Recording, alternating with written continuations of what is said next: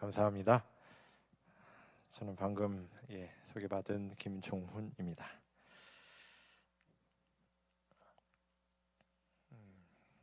먼저 하나님의 말씀을 보겠습니다. 신명기 8장 3절입니다.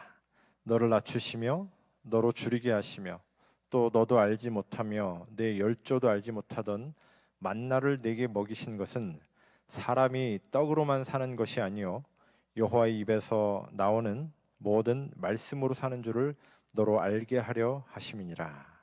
아멘. 사람이 떡으로만 사는 것이 아니고 여호와 입에서 나오는 모든 말씀으로 산다라고 성경은 분명히 말씀하십니다. 우리에게 만나를 먹이신 이유가 바로 그거라는 것이죠. 하나님의 말씀으로, 하나님의 말씀 때문에 우리가 산다라고 하는 것을 알게 하려 하시려고 만나를 주셨다고 성경은 말하고 있습니다. 하나님께서 지금도 살아계셔서 그 하나님의 말씀이 우리의 삶에 그대로 이루어지는 그러한 경험들이 우리가 매일매일 정말 그렇게 살 수 있다면 얼마나 좋을까, 이제 그런 생각을 해보면서요, 제가 선교지에 가서 비로소 제가 그런 하나님을 경험하고 매일매일 그런 하나님을 만나는 경험들을 하면서 몸은 좀 힘들고 또 여러 가지 여건은 많이 불편하지만 그럼에도 불구하고 제 마음 가운데 큰 기쁨이 있을 수 있는 이유는 하나님이 우리와 함께 하심을 경험할 수 있기 때문에 그렇다고 그렇게 말씀드릴 수가 있겠습니다. 오늘 이제 오전에 제가 말씀을 드리다가 좀 시간이 다 돼가지고 멈춘 부분인데요. 그 이어서 이제 하면서 또 제가 말씀을 좀 드리겠습니다. 시대의 소망 369쪽에 보니까 우리는 종종 우리가 가진 모든 것을 주기시라고 남을 위하여 쓰이기를 꺼리고 망설이는 때가 있다. 예수께서는 너희가 먹을 것을 주라고 우리에게 명령하셨다. 그분의 명령은 일종의 약속이다. 여러분, 하나님의 모든 명령이 뭐라고요? 약속이라고요. 우리가 그 생각을 가지고 성경 말씀을 읽는다면 성경에 나와 있는 하나님의 참 명령들을 읽을 때마다 어떤 때는 부담스러울 때도 있지 않으십니까? 근데 그 모든 하나님의 명령이 뭐라고요? 약속이라고요. 그래서 그 명령을 약속으로 읽으면 사실 전혀 부담스럽지 않습니다. 뭘 해라 하나님 말씀하시면서 약속이란 말은 그 일을 할 수 있는 능력과 재원과 모든 것을 내가 공급해 줄게 라는 말이 그 말씀 속에 포함되어 있는 것이나 마찬가지이기 때문에요. 특별히 예수님께서 너희가 먹을 것을 주라고 우리에게 명령하셨다, 이게 나와 있는데요. 이 말씀은 예수님이 어디에서 하신 말씀이죠? 너희가 먹을 것을 주어라. 오병이어의 기적을 일으키실 때 그때였죠. 예수님의 제자가 와서 이제 해가 저물었으니까 이 사람들 빨리 가서 다 먹을 거 사 먹으라고 해야 되지 않겠습니까? 그랬더니 예수님께서 뭐라고 하셔요? 너희가 먹을 것을 줘라. 네가 줘. 그러시는 거예요. 제자들이 거기에다 뭐라고 그랬습니까? 이거 뭐 다 빵 사서 먹이려면 뭐 돈이 얼마가 필요하고 막 계산하고 있었죠. 예수님은 너희가 먹을 걸 주라고 라고 말씀하셨어요. 그러면서 예수님의 명령이 일종의 약속이다라는 말이 나오는데요. 예수님께서 그렇게 말씀하시면서 예수님이 어떻게 하셨어요? 그래서 물고기 보리떡 5개와 물고기 2마리를 갖고 온 소년의 그걸 가지고 예수님이 약속을 성취시켜 주셨잖아요. 제가 선교지에서도 그런 경험들을 참 많이 했습니다. 비록 작은 거지만 제가 가지고 있는 거를 먼저 하나님께 드릴 때 하나님께서 그것을 정말 여러 배 더 큰 것들로 채워주시고 하는 것들을 이제 경험을 하게 됩니다. 제가 이 이야기는 제가 지난 서부 여행 때 말씀을 드렸던 내용이라 혹시 보신 분들은 아마 기억을 하실 것이라고 생각됩니다.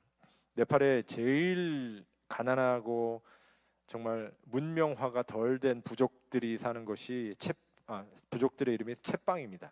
챗방이라고 하는 부족이 있어요. 이 부족들은 대부분 보면 아주 오지에 정말 시골에 사람 발길이 가기 힘든 그런 마을에, 산골 마을에 모여서 삽니다. 제가 이제 이때도 역시 마찬가지로 이제 그 채빵 부족에게 복음을 전하기 위해서 저희가 전도회를 하기 위해서 이제 가게 되었습니다. 거기 갔는데 이제 굉장히 오지기 때문에 저희가 한 대여섯 명의 우리 선교사들과 동역자들과 함께 이제 가면서 우리가 거기서 이제 한 2박 3일 정도 전도회를 아침부터 저녁까지 이제 하기로 계획을 하고, 이미 이제 그 교회들은 사실은 다 개신교회들이었어요. 예, 개신교회 신앙을 갖고 계신 분들이었습니다. 그래서 이제 저희가 가서 우리 재림교회 기별을 전하고 성경 말씀을 가르치기 위해서 이제 간 것입니다. 예, 우리 사진에 보시다시피 저희가 이제 저렇게 짐을 꾸려가지고 갔습니다.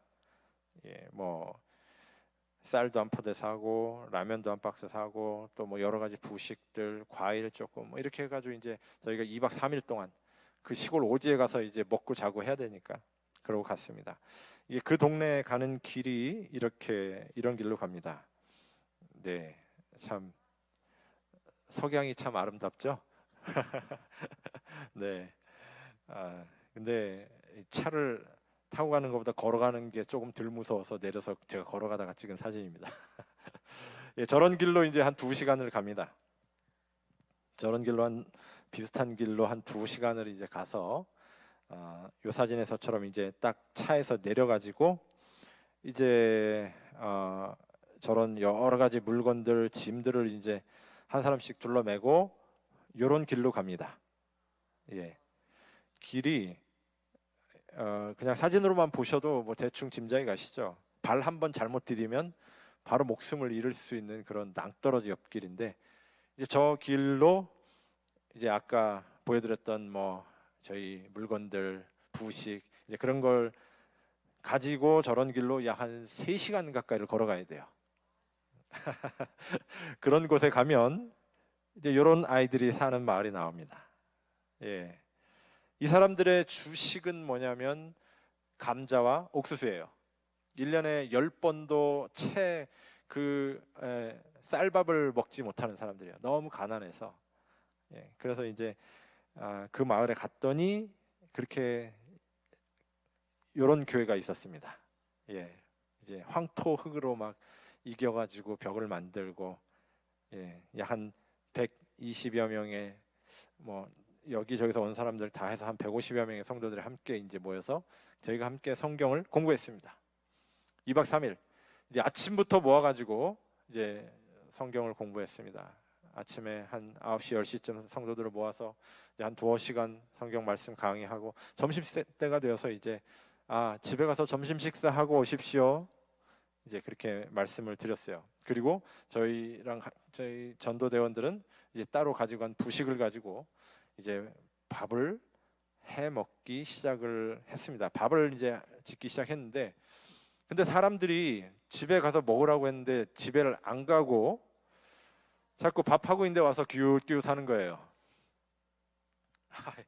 아이고, 빨리 집에 가서 밥 해 먹고 오시라니까 왜 안 가고 자꾸 부담스럽게 우리 밥하는 데 와서 기웃거리시나. 예, 왜 그런가 했더니 그 사람들이 대부분 집이 먼 사람들이에요. 그래가지고 아까 그런 낭떠러지 옆길, 그런 위험한 길로 한 1시간 반, 2시간을 걸어가야 집이 있는 거예요. 1시간 반 걸어가서 뭐불 때 가지고 뭐 옥수수죽이라도 끓여 먹고 또 1시간 반 걸어오고 그러면 어떻게 될까요? 이제 해 떨어져서 또 저녁 먹을 때 되겠죠. 그러니까 가서 밥을 해 먹고 오면은 이제 오후 집회로 참석할 수가 없는 거예요. 그래서 이 사람들이 그냥 굶든지 뭐 한 끼 굶고 오후 집회하고 그리고 이제 집에 가야겠다 생각을 한 것 같아요. 그래서 저희가 이제 화날 때 집회를 했습니다. 해 떨어지면 그 가는 길이 위험하기 때문에 이제 화날 때 집회를 했는데, 그 사람들이 자꾸 저희 밥 짓는 데 와가지고 기웃거리고 이렇게 쳐다보는데 저희만 밥을 해서 이게 먹을 수가 없었어요. 그래서 이제 있는 쌀 가지고 그냥 어디 남아있는 사람 얼마나 되냐 그냥 다 밥 같이 해 먹자. 그래가지고 저희가 가지고 간 쌀로 밥을 지었습니다. 근데 이 동네 사람들 1년에 밥 몇 번 먹는다 그랬죠? 10번도 못 먹는다 그랬죠. 쌀밥. 예, 어린아이들까지 와가지고 밥을 먹기 시작하는데 정말 어마어마하게 밥을 먹더라고요. 어쨌든 다 같이 밥을 해 먹었어요. 그래서 오후 집회를 했습니다. 또 너무 먼 사람들은 또 저녁 때 또 밥 같이 해 먹고 보내고, 가까이 있는 사람들은 먼저 가고, 그렇게 했어요. 그리고 이제 그 다음 날 오전이 돼서 또 저희가 이제 집회를 했습니다. 점심 때 또 집에 안 가고 기웃거리고 있어요. 어떻게 해요? 또 다 같이 밥을 해서 먹었습니다. 하여튼 그렇게 해서 2박 3일 동안 4번인가 5번인가를 이제 그 모든 우리 성도님들과 100여 명의 성도님들과 함께 저희 대원들이 다 같이 밥을 해서 먹고, 성경 가르치고, 밥해서 먹고, 성경 공부하고, 그렇게 이제 시간을 보냈습니다. 그리고 나서 모든 집회가 마치고 이제 다시 저희가 저희 선교센터로 이제 같이 갔던 대원들과 함께 돌아가는 길에 우리 청년들 중에 밥을 담당했던 청년이 있습니다. 예, 이 사진에 보시면 저 양동이 들고 있는 청년 보이시죠? 빨간 양동이 들고 있는 청년. 예, 저 청년이 밥을 담당했어요. 이상한 일이 있었다는 거예요. 무슨 일이냐? 분명히 우리가 가지고 간 쌀은 저 양동이 밑에 보이시는 초록색 포대 한 포대 25kg밖에 안 가져갔어요. 25kg 가지고 갔는데, 사실 첫 끼에 다 같이 이제 밥을 해 먹을 때 뭐 100여 명 가까이 애들까지 해가지고 밥을 먹었거든요. 그게 이제 쌀 바닥이 보이도록 이제 퍼가지고 밥을 했겠죠. 그리고 나서 그 다음 끼에 혹시나 하고 또 쌀 포대에 가서 봤더니 또 쌀이 거의 가득 채워져 있다는 거예요. 그래서 이제 또 싹 긁어가지고 밥을 했어요. 그 다음 날 아침에 가서 보니까 또 쌀 포대에 쌀이 가득 채워져 있더래요. 그래서 그걸로 또 밥을 해가지고 다 같이 먹었어요. 그렇게 2박 3일 동안 여러 끼, 4끼인지 5끼인지를 100명이 넘는 어린아이들과 성도들과 함께 밥을 해 먹었어요. 우리 주방 담당하시는 우리 여집사님들 밥 많이 해보셨죠? 100명이 먹으려면 쌀 몇 킬로 밥하면 될까요? 저희 거기에 갈 때 25kg짜리 딱 한 포대 가져갔어요. 근데 100명이 넘는 사람들이 4끼인지 5끼를 저희가 밥을 계속 해 먹었어요. 다 해 먹으면 또 채워져 있고, 다 해 먹으면 또 채워져 있고. 뭔 일이죠 이게? 저기는 그 이렇게 전화해가지고 딜리버리 올 수 있는 그런 장소가 절대 아닙니다. 아까 보셨죠? 예, 그 낭떠러지 길로 차로 그렇게 2시간 가까이 그냥 천천히 가가지고 3시간 가까이를 그 절벽길로 걸어 들어가야 있는 교회예요. 도저히 누가 어디서 쌀을 사다가 뭐 갖다 채워놓을 수도 있는 그런 장소도 아니었고요. 저희는 하나님께서 채워주셨다고 믿습니다. 하나님께서 뭐라고 하셨어요? 너희가 먹을 것을 주어라. 저희는 그 말씀에 순종했더니, 저희 뭐 그렇게 생각을 한 것 같아요. 그냥 다 같이 뭐 한 끼나 밥 싹 해 먹고, 우리도 옥수수죽 뭐 감자 먹으면서 한 이틀 버티면 되니까, 그렇게 생각을 하고 이제 그렇게 했던 것 같은데, 하나님께서 쌀을 계속 3일 동안 공급을 해주셨습니다. 하나님은 지금도 우리가 하나님의 명령에 따라서 순종하며 나아갈 때 지금도 하나님 함께 하셔서 그 명령에 순종하는 하나님의 백성들을 위하여 능력을 베푸신다고 말씀하셨어요. 사도행전에 있는 말씀에 보니까 그런 말씀이 있더라고요. 하나님이 우리와 함께 하신다는 약속은 우리가 하나님의 일을 하고 있을 때 성취된다, 그렇게 말씀하셨어요. 언제요? 우리가 하나님의 일을 하고 있을 때 그 약속은 너무나 분명하게 성취된다는 것입니다. 하나님이 우리와 함께 하시겠다는 약속을요. 저희가 이제 그렇게 해서 거기서 정말 오병이어의 기적을 저희도 체험을 하고, 그 뒤에 2달 뒤에 가서 다시 또 한 번 전도회를 하고, 그 다음에 침례식을 했습니다. 105명의 성도들이 이제 침례식을 통해 거듭났고요.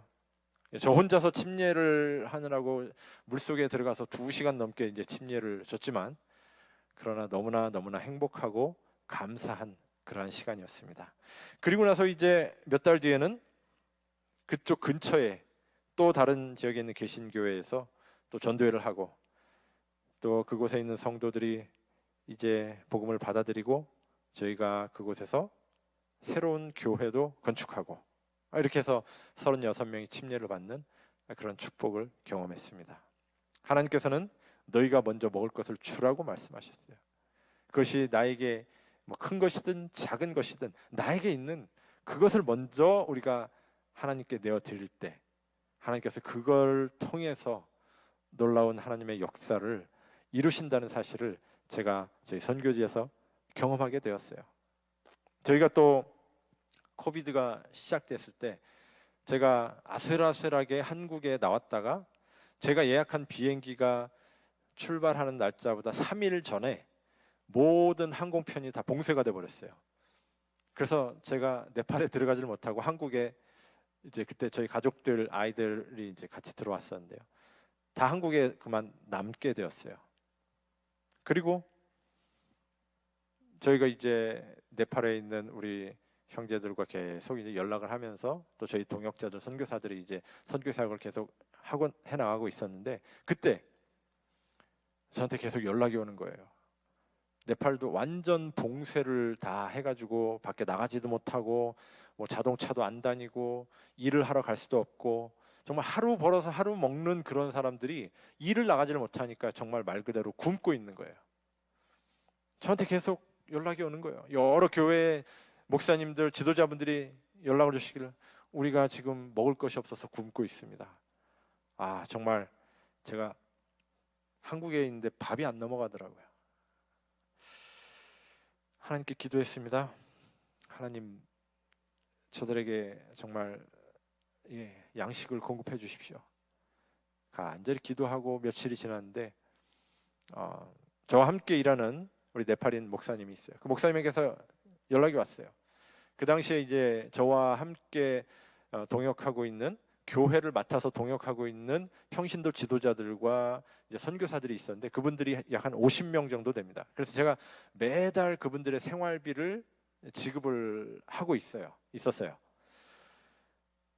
근데 그분들이 뭐라고 연락이 왔냐면 저희가 이번 달 생활비의 절반만 받기로 전부 다 결의를 했습니다. 그러면서 그 나머지 절반은 지금 굶고 있는 우리 성도들에게 쌀을 좀 사주면 좋겠다고 그렇게 연락이 온 거예요. 누가요? 참 그 네팔에 있는 가난한 사람들 저희가 드리는 그 생활비 스타이펜드가 뭐 정말 넉넉하게 드리는 것도 아니고 정말 딱 진짜 한 4인 가족 기준으로 딱 먹고 살 만큼 드리는데 그거에서 절반만 받겠다는 거예요. 우리가 한 끼를 좀 덜 먹더라도 굶고 있는 우리 형제 자매들에게 그 돈으로 쌀을 사주면 좋겠다고 그렇게 연락이 왔어요. 그래서 제가 가만히 있으면 안 되겠다 싶어가지고 제가 이제 제 페이스북에다 그 이제 소식을 올렸어요. 지금 네팔의 우리 형제 자매들, 우리 성도들이 먹을 것이 없어서 지금 굶고 있습니다. 이분들을 위해 기도해 주십시오. 제가 이렇게 올렸습니다. 그랬더니 많은 분들이 제 페이스북을 보고 저에게 연락을 해오기 시작했어요. 제가 한 가정의 쌀값이 한 달에 얼마입니까? 그때 한 70불 정도 됩니다. 이렇게 말씀드렸더니 어떤 분은 한 달치, 어떤 분은 2달치, 어떤 분은 3달치. 내가 이렇게 3가정, 5가정, 10가정 이러면서 저에게 이제 자금을 보내오기 시작하셨어요. 또 그걸 페이스북을 보신 여러분들이 그걸 또 막 카톡 단톡방에다 막 퍼나르기 시작하셨습니다. 그래가지고 많은 분들이 생각지도 못했던 여러 곳에서 이제 네팔에 쌀을 사주라고 자금이 들어오기 시작했어요. 그래가지고 저희가 약 5,000명의 성도들과 또 굶주리는 사람들에게 3번에 걸쳐서 쌀을 사줄 수가 있었습니다. 그래서 그 아주 정말 배고프고 굶고 있는 어려운 그 시기를 저희가 아주 잘 넘길 수가 있었어요. 바로 그 우리 동역자들 참 정말 가난하고 그런 분들이 자기들의 그 한 달 생활비를 우리가 절반만 받겠습니다. 나머지 절반은 쌀을 사주세요. 이렇게 하면서 그렇게 말하는 것을 통해서 저희가 5,000명이 넘는 네팔의 성도들과 가난한 사람들에게 쌀을 3번이나 공급을 할 수가 있었습니다. 너희가 먹을 것을 주어라. 하나님의 명령에 약속을 포함하고 있다는 것을 우리가 알 수 있죠. 그렇게 해서 이제 제가 거의 1년 가까이 뒤에 네팔에 이제 드디어 하늘길이 열리고 네팔에 이제 들어갔습니다. 아직 코비드가 뭐 끝나지는 않았지만 여전히 이제 어려운 상황이었지만 그래도 비행기가 뜬다는 소식을 듣고 이제 제가 바로 전세기에 한 자리를 이제 예약을 해가지고 네팔에 들어갔어요.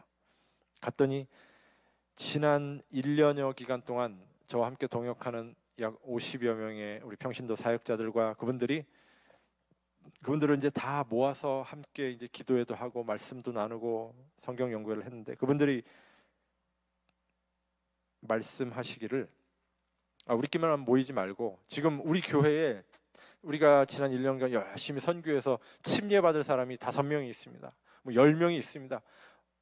그렇게 막 얘기를 하시는 거예요. 그래가지고 침례식을 했으면 좋겠다. 그래가지고 저희가 그때 침례식을 이제 했고 117명이 이제 그날 침례를 받게 되었어요. 예. 저희 선교센터로 이제 다 오시라고 그래갖고 이틀 동안 또 마지막 침례 공부를 열심히 한 다음에 안식일에 이제 침례식을 했습니다. 침례 후보가 117명이었고 근데 116명의 침례식을 마치고 나서 한 명이 멀리서 새벽 차를 타고 출발을 했는데 도착을 못했대요. 그래서 아무래도 안 될 것 같다. 그래서 이제 와서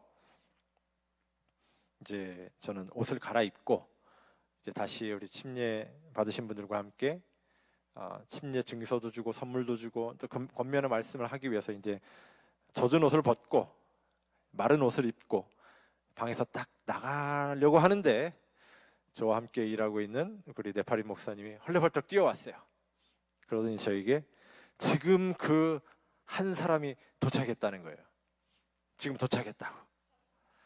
아이고 젖은 옷 찝찝한 옷 다 갈아입고 지금 뽀송뽀송한 옷 딱 입고 나가려고 하는데 뭐라고요? 한 명 남았대요. 그래서 다시 이제 그 침례복으로 갈아입고 제가 이제 저희 선교센터 부지에 있는 침례탕으로 갔습니다. 바로 이 여청년이에요. 이 여청년이 이제 새벽 차를 타고 출발했는데 오다가 뭐 차가 고장 났는지 어째가 뭐 그래가지고 문제가 생겨서 예배 끝날 때까지 도착을 못 하고서는 이제 침례식 다 끝났는데 도착한 거예요. 근데 저 청년의 어머니, 아버지, 오빠 그리고 저 청년 이렇게 4식구가 다 함께 침례를 받았어요. 그래서 이 아버지가 우리 막내 딸도 꼭 그 침례를 받아야 된다고 막 간청을 하시는 거예요. 그래서 이제 저희가 다시 침례식을 하기 위해서 침례탕에 가서 우리 이제 청년을 저렇게 침례를 주기 위해서 침례 시문부터 다시 시작해가지고 이제 침례탕에 들어서 기도를 시작했습니다. 간절히 기도를 하는데 지금 사진에 보시는 것처럼 제 왼쪽 팔을 이렇게 붙잡고 있잖아요. 근데 그 제 왼쪽 팔을 붙잡은 손으로 제 팔뚝을 막 그 움켜쥐듯이 막 꽉 잡는데 나중에는 힘이 얼마나 센지 뭐 쥐어 뜯듯이 막 하는데 너무 아픈 거예요. 왼쪽 팔이. 이게 왜 이러지? 이게 무슨 일이지? 그래서 제가 기도를 딱 마치고 눈을 떠보니까 이 청년이 제 팔을 막 붙잡고 부들부들 떨면서 막 이를 악물고 부들부들 떨고 있어요. 가만히 봤더니 악령이 임한 거예요. 귀신이 들린 거예요. 나중에 이제 들은 얘기입니다만 이 청년이 지난 수년 동안 계속 그런 악령이 임하고 귀신이 들리는 그런 문제가 계속 있었다는 거예요. 그런데 이제 침례를 받기로 결심을 하고 침례탕에 들어오니까 사단이 가만 놔두지 않는 거예요. 자기 백성을 이제 뺏기는 이제 순간이잖아요. 그러니까 사단이 이제 그것을 가만 놔두지 않고 이제 마지막 발악을 하는 것처럼 보였습니다. 그래서 제가 막 뭐 이를 악물고 부들부들 떨고 막 눈빛을 보니까 눈빛이 아주 그냥 정말 완전히 다른 사람이 되어버렸어요. 그래서 그대로 침례식을 진행할 수가 없을 것 같았습니다. 그래서 이 친구를 데리고 물 밖으로 나왔어요. 계속 막 힘을 주고 이를 악물고 부들부들 떨고. 그래서 그 주변에 모여있던 우리 목사님들과 우리 동료 사역자들과 선교사들과 한 20여 명이 있었는데, 그분들과 함께 찬양하고 기도하고 또 하나님의 말씀을 읽고 찬양하고 기도하고를 반복하고 있는데, 한 20분쯤 지났을까 조용해지더라고요. 귀신이 나갔어요. 그래가지고 이제 눈빛이 다시 제대로 돌아왔어요. 그래서 제가 다시 침례식을 해도 되겠냐? 그랬더니 괜찮대요. 침례 받기를 원하냐? 그랬더니 침례 받고 싶대요. 꼭 받고 싶대요. 그래서 이제 다시 물속으로 들어갔습니다. 또 물속으로 데리고 들어가서 다시 이제 또 간절히 기도하고 이제 눈을 떠서 이제 하려고 하는데 갑자기 또 몸을 부들부들 떨면서 제 왼쪽 팔을 또 움켜쥐면서 온 힘을 다해서 막 제 왼쪽 팔을 잡고 막 얼마나 세게 잡았는지 나중에 보니까 제 왼쪽 팔뚝에 그냥 다 피멍이 들어 있더라고요. 그 막 얼마나 세게 잡는지. 제 기도하고 딱 눈을 떠보니까 사진에서 좀 보이시죠? 이를 악물고 막 너무 괴로워하면서 자기가 스스로 이걸 막 어떻게 참아보려고 막 이를 악물고 막 부들부들 떨고 있는 거예요. 제가 그 순간에 이 침례식을 계속 진행을 해야 될까 말아야 될까 잠깐 마음속으로 하나님께 기도했습니다. 근데 그때 하나님께서 제 마음에 침례를 계속 진행하라는 어떤 확신을 주셨어요. 그래서 제가 그냥 침례식을 진행했습니다. 부들부들 떨고 막 그러고 있는 여청년을 이제 다시 이렇게 좀 다독거린 다음에 제가 손을 들고 이제 아버지와 아들과 성령 이름으로 침례를 베푸노라 이렇게 해야 되잖아요. 네팔어로 삐따 뿌뜨러 뻐비뜨러 아트마코 나마 법티즈마 디더추 이렇게 이야기하는데요. 아버지와 아들과 성령 이렇게 해야 되는데 아버지와 아들과까지 딱 했는데 바로 그 순간에 지금 저 자세로 부들부들 떨고 있던 이 청년이 제 쪽으로 확 돌아서면서 두 손으로 제 목을 확 졸랐어요. 그래가지고 제가 아버지와 아들과 이렇게 해가지고 말이 탁 멈춰져 버린 거예요. 더 이상 어떻게 진행할 수가 없었어요. 제 목을 그냥 꽉 졸라버리니까. 그래서 그 자리에 함께 바깥에 있던 모든 사람들이 깜짝 놀랐죠. 다행히 이제 제가 이렇게 키도 크고 팔도 길잖아요. 그래서 제가 이렇게 그 청년의 몸을 밀어냈습니다. 그랬더니 이제 제 목을 졸랐던 손이 이제 딱 풀어졌어요. 그리고서 다시 제가 제 팔을 잡도록 했습니다.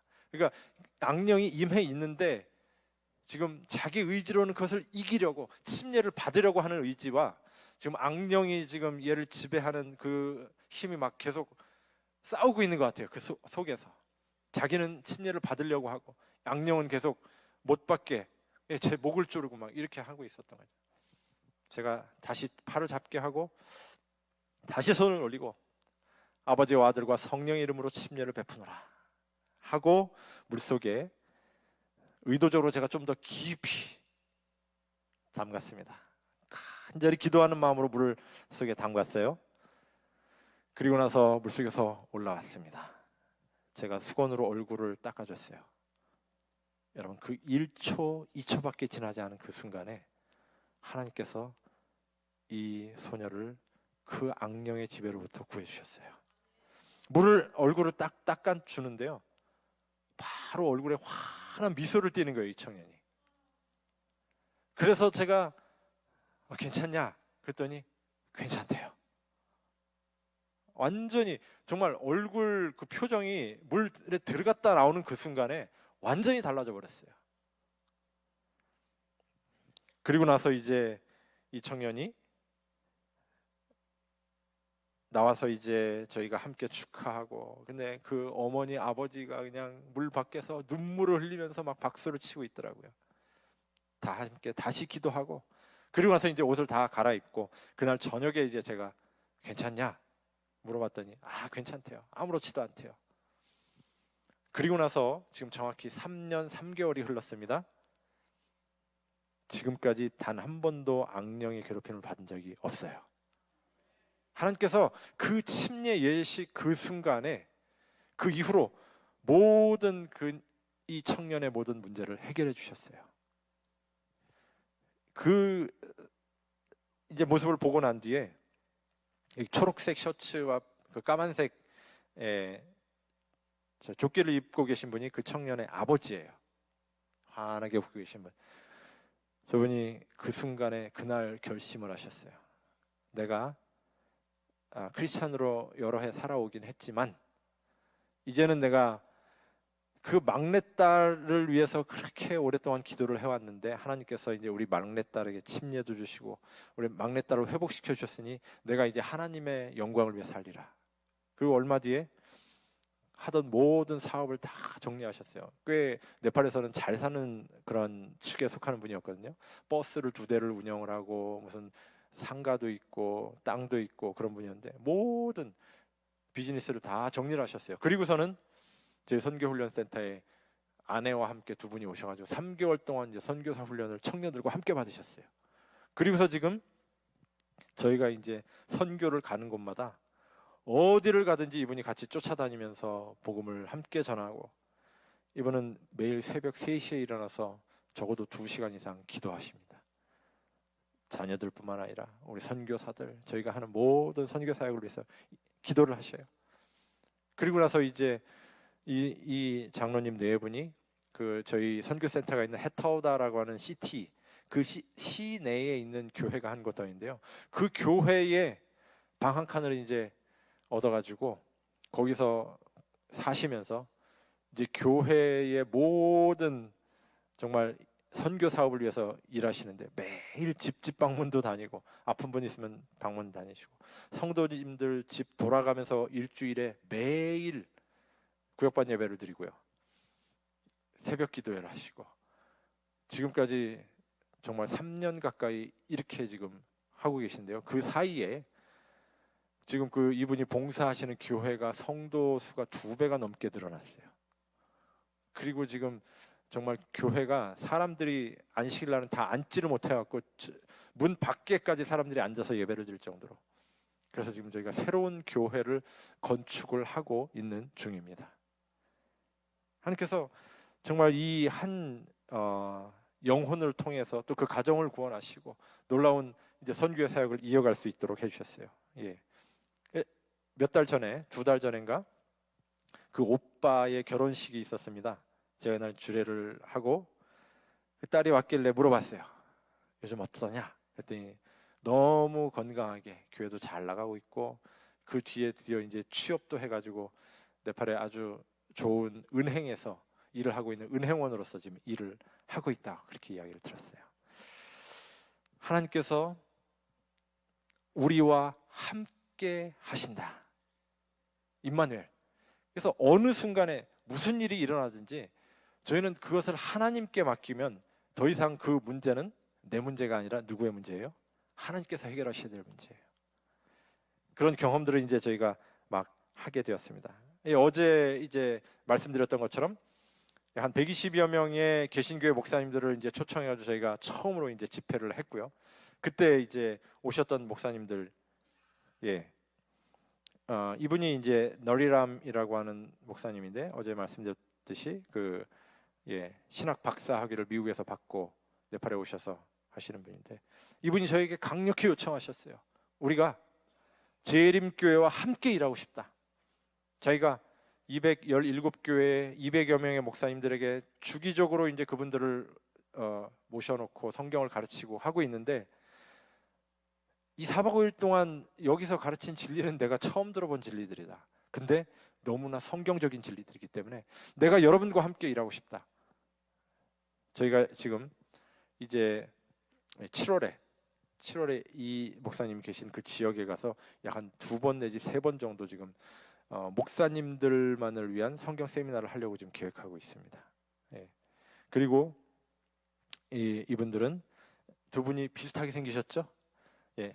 흰색 셔츠를 입은 분이 지번사하라고 하는 목사님인데 어제 말씀드렸듯이 512개의 교회가 소속돼 있던 그 교단의 총회장을 역임하신 분, 그리고 그 옆에 계신 분 모헌사하라고 하는 분인데 동생분이신데 저분은 한 200여 명의 성도님들이 출석하는 교회 담임 목사님이셨어요. 근데 이제 저분들이 진리를 받아들이고 교회에서 우리 재림교회에서 배운 그 진리를 막 가르치기 시작했어요. 그랬더니 어떤 분이 이제 그 저 보라색 셔츠를 입고 계신 그 동생 목사님의 교회 한 200여 명의 성도들이 계신데 그 교회의 재정이라든지 여러 이제 목사님에게 드리는 생활비 이런 것들을 담당하는 분이 네팔 사람이 미국으로 이민을 오셔가지고 이제 미국에서 사업을 하는 분이 계셨는데 그분이 저 교회를 이제 후원하고 계셨대요. 근데 이제 성도님들 중에 누가 얘기를 했나 봐요. 우리 교회 목사님이 제7일 안식일 예수재림교회에서 공부를 하고 오더니 거기 이제 진리를 자꾸 가르치신다. 이제 그런 얘기를 했나 봐요. 그랬더니 이분이 그러면 내가 지원을 끊을 수도 있다. 그 목사님에게 얘기해라. 이제 그렇게 얘기를 한 거예요. 그래서 이제 그 장로님들이 회의를 해가지고 이 목사님께 최후 통첩을 했어요. 만약에 당신이 계속 그것을 우리 교회에서 가르치면 미국에서 오는 후원이 끊어질 테니까 둘 중에 하나를 선택하라고. 더 이상 이제 재림교회에서 배운 진리를 가르치지 않던가 아니면 우리 교회에서 나가시라고. 이 목사님이 어떤 선택을 하셨을까요? 나는 내가 지금까지 배운 이 진리를 포기할 수 없다. 내가 배운 이 진리를 가르치지 않고서는 내가 견딜 수 없다. 그렇기 때문에 나는 당신들이 그렇게 말씀하신다면 내가 이 교회에서 사임하고 나가겠다. 그래가지고 교회에서 나오셨어요. 뭐 쫓겨나신 거죠, 말하자면. 그리고 나서 이제 지금 현재는 본인의 집에서 그냥 집회를 하고 계신데 이 목사님이 나오시니까 또 그 교회에 계시던 한 성도들 한 40-50명이 또 따라 나오셨어요. 목사님이 가르치는 그 진리, 성경의 진리 맞는 것 같다고. 우리는 그 진리 따라 살고 싶다고. 그래가지고 한 40-50명이 따라 나오셔가지고 이 목사님 댁에서 지금 이제 한동안 몇 달 예배를 드리시다가 그 형님 목사님 교회가 이제 새로운 곳으로 좀 넓게 옮기면서 그쪽 교회랑 합쳐가지고 지금은 함께 예배를 드리고 있습니다. 이런 목사님들이 이제 계속 나타나요. 이분은 이제 프렘 까키라고 하는 목사님이신데요. 카트만두 지역에 약 한 52개의 교회를 이제 관리하고 계신 목사님이셔야 돼요. 이분도 저희에게 계속 말씀하시는 거예요. 내가 우리 이제 그룹에 소속되어 있는 52개 모두의 교회에 재림교회 진리를 전하고 싶다. 그래가지고 저희가 이제 이런 세미나를 하면 어디에서 하든 카트만두에서 하든 뭐 카트만두에서 10시간 떨어진 곳에서 하든 계속 그 목사님들을 그 집회에 참석하도록 보내시는 거예요. 적게는 뭐 2-3명에서 많게는 10명 정도. 그리고 본인도 계속 참석하시고요. 정말 그 목사님들이 앞에서 이렇게 성경을 가르치는 내용을 휴대폰으로 다 깨알같이 정말 한마디도 놓치지 않으려고 다 적어가지고 그렇게 보내고 아는 사람에게 보내고 그렇게 일을 하고 있습니다. 이분은 사무엘이라고 하는 목사님이신데요. 올해 74, 75 되신 분입니다. 근데 이 목사님은 네팔 NCF라고 하는 크리스찬 그 오르가니제이션인데요. 그게 네팔 크리스찬 펠로우십이라는 이제 단체예요. 기독교 단체. 네팔에 있는 기독교 단체 중에서는 제일 큽니다. 14,000개의 개신교회가 소속돼 있어요. 이 목사님이 15년 전에 그 단체의 총회장이셨어요.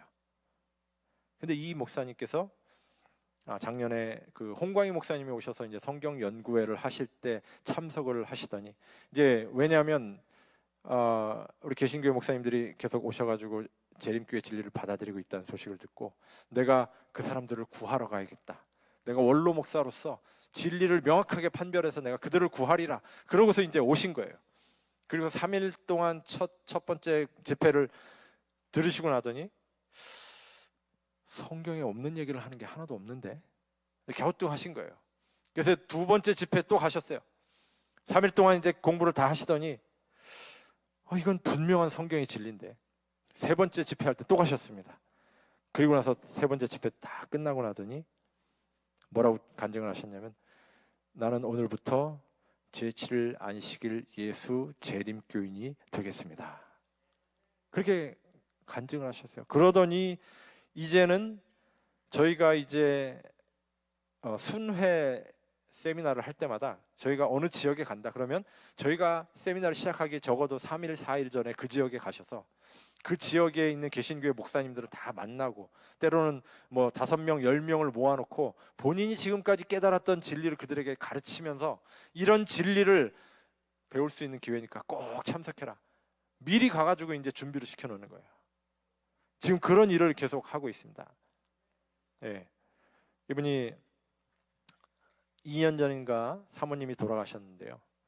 사모님께서 돌아가시면서, 이제 내가 죽으면 당신은 우리가 이제 하늘나라에서 다시 만날 때까지 오로지 복음을 전하며 복음만을 위해 살다가 만나자고 그렇게 이야기를 하고 사모님이 돌아가셨대요.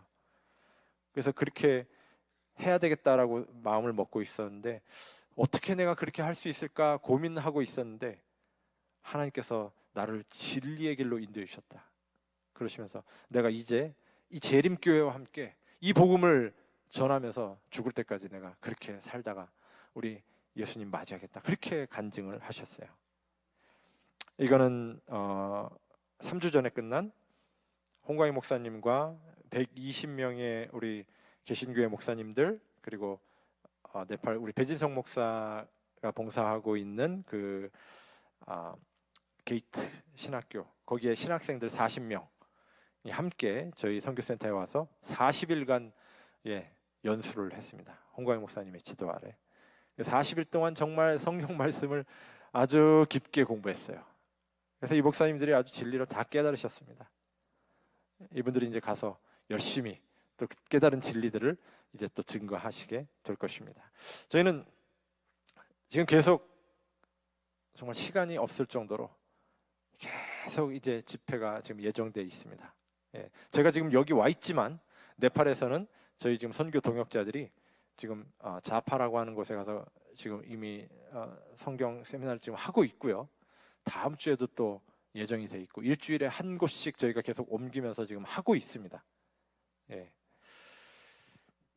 하나님께서 인도해 주시는 그 정말 그 과정들, 그런 것들은 저희는 상상도 할 수 없었던, 어제 제가 읽어드렸던 말씀처럼 너는 내게 부르짖으라, 내가 내게 응답하겠고 내가 알지 못하는 크고 비밀한 일을 내게 보이리라. 정말 제가 뭐 알 수도 없었고 상상도 할 수 없었던 그런 일들을 계속 저희 앞에 펼쳐 놓아주고 계십니다. 매 순간마다 정말 하나님의 돌보심 없이는 저희가 살 수 없는 그런 삶을 살고 있는데요. 한 번은 저와 함께 이제 봉사하고 계신 장로님이 한 분 계십니다. 한국에서 오신 장로님인데 10년째 저랑 같이 봉사하고 계셔요. 이분은 특별히 한글 교육과 이제 직업 교육 쪽에서 봉사를 해주고 계신데, 그분이 이제 네팔에 오셔가지고 차를 한 대 구입을 하셨어요. 이 차를 타고서 장로님과 제가 이제 해발 2,000m가 넘는 아주 좁은 그 협곡길로 이제 넘어서 어디를 가고 있었습니다. 그래서 이제 꼭대기에 갔다 이렇게 좀 내려가는 길에 앞에서 다른 차들이 오길래, 이게 이제 길이 좁으니까 제일 구석으로 이제 옆으로 붙어가지고 차를 피하려고 하다가 그만 우리 장로님께서 운전하고 있었는데 앞바퀴가 수로에 푹 빠져버렸어요. 근데 말씀드렸다시피 아까 보신 그 낭떠러지 옆길 뭐 그런 비슷한 길이었어요. 그렇기 때문에 거기는 뭐 그 이렇게 토잉카나 레카 뭐 이런 차가 올 수 있는 그런 길이 아니었습니다. 도저히 뭐 빠져나올 길이 없었어요. 그 장로님이랑, 근데 이제 저희 차가 한쪽으로 푹 빠지니까 이제 나머지 남아 있는 그 이제 그쪽 길로 차들은 이제 한 대씩 왔다 갔다 이제 했는데, 저희가 정말 이 어떻게 피할 길이 없었어요. 도대체 어떻게 여기서 빠져나가야 될지 알 수가 없었어요. 뭐 이 차가 이제 그 SUV다 보니까 차가 굉장히 무거워가지고 뭐 저희가 들어봤자 꿈쩍도 안 했어요. 하나님께 기도하고 하나님 저희가 가는 길을 막으시는 건가요? 가지 말라고 하시는 건가요? 어떻게 해야 됩니까? 기도하고 이제 어떻게 해야 되나 그러고 있는데 갑자기 부다다다다다다 하는 소리가 들리기 시작했어요. 오토바이 4대가 막 오는데 아주 이렇게 체격이 좋은 백인들이었습니다. 유럽 쪽에서 이제 인도와 네팔을 오토바이를 타고 여행하는 그 오토바이 여행족이었어요. 4명이 오더니 저희 차 푹 빠져 있는 그 옆에다가 차를 세우더라고요. 그래서 와서 보더니 뭐 하냐, 왜 이러냐, 이제 우리가 제가 운전하다 보니까 바퀴가 빠졌다. 그래서 이렇게 보더니 뭐 자기네끼리 뭐 얘기를 하고 그러더라고요. 너희들 여기다 왜 오토바이를 세웠냐 물어봤더니 2명의 친구가 더 있는데 그 친구들이 조금 뒤쳐졌대요. 그래서 우리가 여기서 우리가 먼저 왔으니까 4사람이 먼저 좀 쉬면서 기다리다가 그 친구들 오면 가려고 지금 우리가 여기 오토바이를 세웠다. 그렇게 이야기하더라고요. 그러면서 이제 저희한테 뭐 이제 너희들은 어디서 왔냐 뭐 이런 거 물어보고 그런데 우리 저와 함께 간 장로님에게 이제 당신은 여기서 뭐 하는 사람이냐 뭐 이렇게 묻고 뭐 그러는 중에 장로님이 나는 여기 선교사로 와 있다. 선교사다. 이제 그렇게 이야기를 했어요. 그랬더니 이 친구가 대뜸 하는 말이 선교사냐? 그러면 지금 그 시작한 선교 사업 아주 끝까지 열심히 계속 잘해라. 막 그런 얘기를 하더래요. 이 장로님이 그때 오신 지 약 한 2, 3년 정도 됐을 텐데 한참 갈등을 하고 계셨어요. 내가 여기 더 있어야 되나? 말아야 되나? 어떻게 해야 되나? 그런 갈등을 마음속에 하고 있는데 이 장로님한테 그 생전 처음 본 그 백인 남자가 뭐 하냐고 물어보더니 선교사라고 하니까 너 하는 일 멈추지 말고 끝까지 열심히 하라고 막 그렇게 얘기를 한 거예요. 그러니까 이 장로님이 아니 이 사람이 나를 언제 봤다고 나보고 지금 뭐 열심히 하라고 그러고 뭐 끝까지 하라고 그러고 이런 말을 해. 이제 이런 생각을 한 거예요. 그런데 그 사람들이 차가 빠진 것 같으니까 우리가 좀 도와줘 볼까? 하고서 이제 뭐 그러길래 우리가 둘이 들어봤는데 꿈쩍도 안 한다. 이제 제가 얘기를 했는데 그 친구들이 그래도 뭐 우리가 한번 해보지. 그러고서 이 엔진이 있는 앞쪽으로 가더니 4사람이 왔는데 4사람 다 붙지도 않고 2사람이서 우리가 한번 그냥 한번 움직여 볼까 하더니 들었어요. 네, 정말 저희가 건드릴 때는 꿈쩍도 안 하던 차가 앞바퀴가요 그냥 무슨 뭐 깃털처럼 번쩍 들려가지고 그냥 길 위로 탁 올라오는 거예요. 저희가 깜짝 놀랐어요. 아니 이 친구들이 도대체 얼마나 힘이 세길래 이 차가 공차 중량이 한 2톤 정도 나가거든요. 그러면 앞쪽이면 1톤이잖아요. 엔진 부분이기 때문에 1톤이 더 나가는데 혼자서 500kg 이상을 들었다는 얘기거든요. 역도 선수도 그렇게 못할 것 같은데. 근데 이 2사람이 그냥 번쩍 들어서 올려버렸어요. 그래서 저희가 너무 막 당황스럽기도 하고 신기하기도 해서 고맙다고 그렇게 이야기를 하고 이제 저희는 갈 길을 가겠다고 그랬더니 잘 가라고 먼저 가라고 우리는 친구들 곧 도착할 테니까 친구들 오면 같이 가겠다고. 그래서 이제 저희가 차를 타고 출발해서 이제 그 골짜기를 착 내려갔어요. 근데 내려가다 보니까 그 무슨 다리를 공사를 한지 공사하느라고 길을 다 막아놨어요. 네팔은 공사하면 그냥 길 아무 때나 막아버립니다. 그래서 열어줄 때까지 기다려야 돼요. 그래서 거기 가서 이제 또 저희가 기다리고 있었습니다.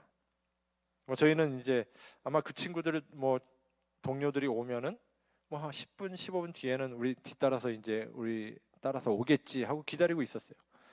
한 30분을 기다렸는데도 이 이제 길 막은 걸 풀어주지 않고 있는데 그 친구들도 안 와요.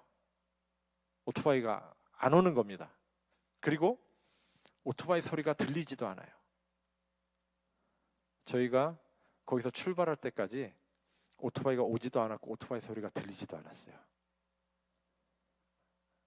누가 힘센 백인들을 저희한테 보내가지고 차를 번쩍 들어가지고 길 위로 올려놓고 사라지게 하셨을까요? 그리고 우리 장로님께 쓸데없는 생각 하지 말고 열심히 선교해라, 그런 말을 해주고 가셨을까요? 저희는 그분들이 천사라고 그렇게 결론을 내렸습니다. 하나님께서 그렇게 매 순간마다 인도해 주심을 경험하게 됩니다. 저희 그 장로님과 함께 한번 이제 우기 때 저희 선교지에 갔다가 비가 억수로 많이 내려서 다시 이제 거기서 나올 때는 이제 그 지름이 한 몇백 미터 정도 되는 큰 강을 건너서 이제 나와야 돼요. 강 이제 물 속으로 이렇게 차를 타고 나와야 되는데, 갔다 오는 길에 비가 많이 내려가지고 완전 흙탕물이 되어버렸어요. 그러니까 그 강물의 깊이를 알 수가 없는 거예요.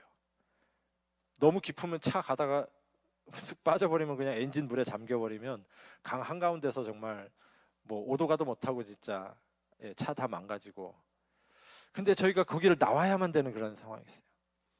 장로님과 저와 그 다음에 이제 뒤에 또 우리 같이 간 선교사들이 2명인가 있었는데 어떻게 할까? 기도하자. 기도하고서 우리가 지금 여기서 안 나가면 안 되니까 일단 출발하자. 그리고서 이제 정말 시뻘건 흙탕물 속으로 이제 차를 몰고 들어갔습니다. 뭐 아주 그냥 손에 땀을 쥐면서 이제 들어갔죠. 가는데 우리 장로님이 이제 또 운전대를 잡고 계셨는데, 가더니 갑자기 오른쪽에서 쿵 하고 뭐가 바퀴에 부딪히는 소리가 나면서 이제 오른쪽 바퀴에 뭐가 부딪힌 것 같아요. 차가 왼쪽으로 또 이렇게 살짝 이제 꺾이는 거예요. 근데 어쨌든 차는 계속 빠지지 않고 앞으로 나아갑니다. 쭉 가다 보니까 또 왼쪽 바퀴가 쿵 하고 방향이 바뀌어요. 또 그쪽으로 쭉 갔어요. 쭉 가다 보니까 또 쿵 하고 오른쪽이 또 부딪히고, 그렇게 한 너댓 번 이렇게 쿵쿵 바뀌면서 방향이 바뀌면서 저희가 물에 안 빠지고 무사히 그 강을 건넜어요. 그 장로님이 그러시더라고요. 가다가 천사가 그냥 우리가 깊은 쪽으로 가면은 천사가 바퀴를 발로 뻥 차가지고 이렇게 방향을 틀어주시고, 이쪽으로 가다가 또 깊은 쪽으로 가려고 그러니까 또 천사가 이쪽 바퀴를 뻥 차가지고 이쪽으로 바꿔주시고, 그런 것 같았다고. 자기가 자기 의지로 이 방향을 한 게 아니라 내 의지와 상관없이 방향이 틀리면서 그냥 그대로 왔는데 무사히 그 시뻘건 흙탕물이 흐르는 강을 저희가 건넜어요. 하나님께서 뭐라고 말씀하셨어요? 불이 너를 해하지 못하고 내가 강을 건널 때 함께 할 것이라고 약속하셨잖아요. 그 약속을 저희는 믿고 이제 나아가니까 하나님이 그때그때마다 저희와 함께 하셨음을 저희는 경험했습니다. 물론 이제 저희가 오전에 보여드리진 않았지만은 차를 타고 가다가 차 바퀴가 물속에 푹 빠지면서 깊은 쪽으로 차가 뒤집어지기 직전에 쓴 적도 있어요. 또 이렇게 우기 때 가다가 큰 바위돌이 그냥 저희 차 바로 한 2-3m 앞에 뚝 떨어져서 굴러간 적도 있고, 요만한 돌은 차에 맞은 적도 있습니다. 그러나 그럼에도 불구하고 하나님께서 우리와 함께 하심을 믿기 때문에 저희가 이제 또 계속 복음을 위하여 전진할 수 있었습니다.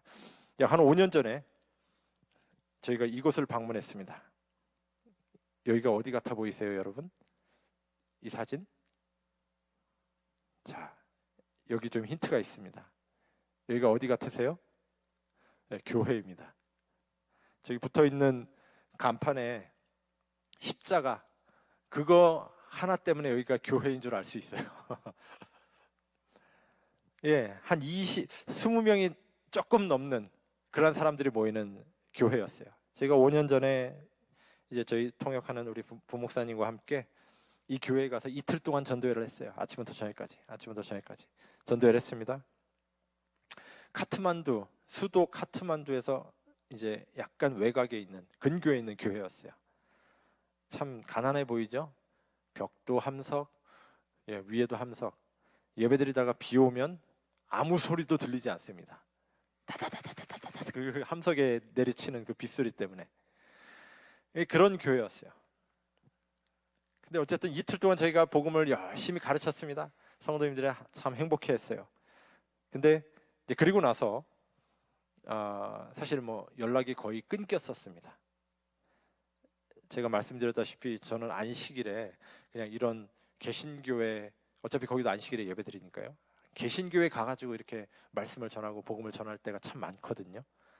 예, 뭐 꼭 우리랑 무슨 관계가 있지 않더라도 아는 분 한 분만 있으면 초청하면 거기 가서 이제 안식일에 설교를 하고 진리를 가르칩니다. 특히 안식일에 관한 이야기를 많이 해요. 그럼 이분들이 처음 들어보는 얘기거든요. 안식일이 이렇게 귀중한 날이었구나, 우리는 몰랐다고. 그래서 참 좋아하고, 그분들이 안식일 진리를 깨닫고 나면 이제 무장 해제가 돼요. 그 다음부터는 이제 저희가 무슨 말을 하든지 열린 마음으로 이제 받아들입니다. 이 교회에서도 이틀 동안 열심히 진리를 전했고요. 근데 몇 달 전에 저와 함께 그때 통역을 했던 부목사님에게 이 교회의 담임 목사님께서 전화를 하셨어요. 5년 만에. 내용인즉슨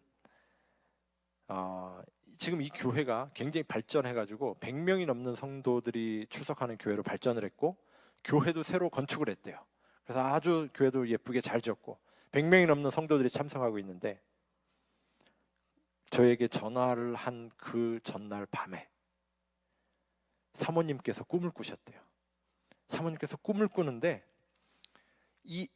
그 5년 전에 저와 우리 네팔 목사님이 함께 와가지고 이틀 동안 전도회를 했던 그 말씀을 전하고 있는 그 장면이 꿈속에서 너무나 생생하게 선명하게 쫙 눈에 보여지더래요. 그 모습이 싹 보여지더니, 그리고 나서 하는 음성이 들리기를, 너희가 이때 내가 가르쳐준 진리를 왜 순종하지 않고 있냐, 그런 음성이 들렸다는 거예요. 아주 엄숙한 음성이. 그래서 이분이 그 음성을 듣고 그냥 벌떡 잠에서 깬 거예요.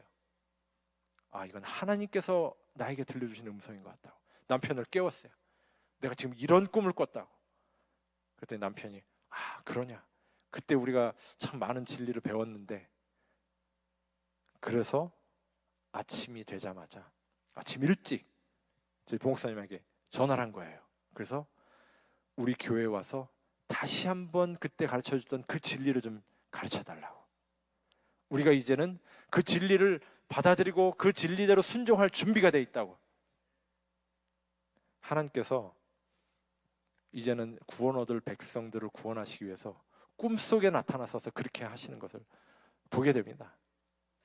예, 하나님께서 지금 이제 구원 얻을 백성들을 막 추수하고 계신다는 그런 생각이 들었어요. 심지어는 꿈까지 이용해서요. 제가 이제 뭐 그런 경험들을 참 많이 했는데요. 한 번은 저희 우리 딸이 여기 와 있습니다만, 우리 딸들이 이제 거기서 학교를 다닐 때 이제 한 학기 등록금을 내야 된다고. 제 아내가 등록금 낼 때 이번 주 안에 등록금을 내야 되는데 얼마냐고 제가 물었더니 한 1,000불이래요. 저한테 얘기를 한다는 건 이제 지금 준비가 안 됐다는 얘기겠죠.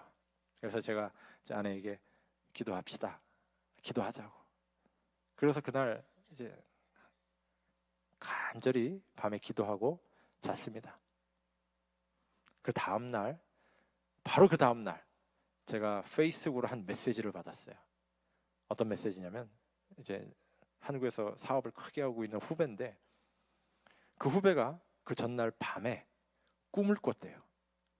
꿈을 꿨는데 어떤 꿈을 꿨냐면, 제가 무릎 꿇고 앉아서 뭔가 간절한 기도의 제목이 있는 것처럼 무릎 꿇고 하나님께 간절히 기도하고 있더래요.